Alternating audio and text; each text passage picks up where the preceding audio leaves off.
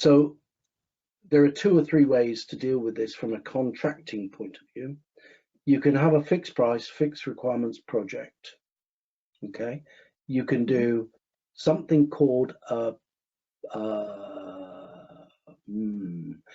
project cost estimate, and that's the wrong term. It'll come to me in a minute. Basically, what it does is you set an envelope of cost and an envelope of time, and then the customer can actually vary the content, the requirements within that time and cost envelope.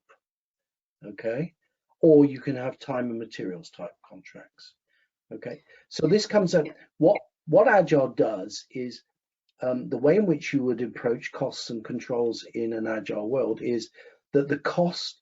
Sorry, what we traditionally do is we've estimated bottom up, and I said in my speech earlier on that Agile is about setting a budget. It does it top down.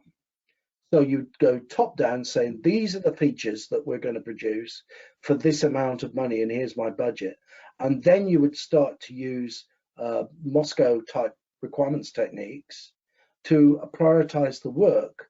And so what the team does is it builds the high value items first, or the high risk items first, and then it goes down the Moscow list so that at the end of the project, it's just dealing with goods. Okay, and in that way, it allows you to flex the project scope according to the priorities. I think that, in fact, the guy worked for the PMI.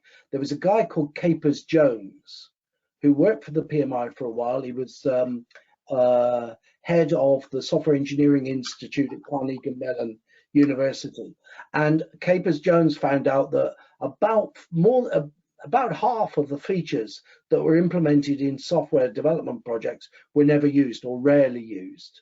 So what the Moscow thing does is actually allow you to prioritize the work so that you're producing the high value items early in the project as possible.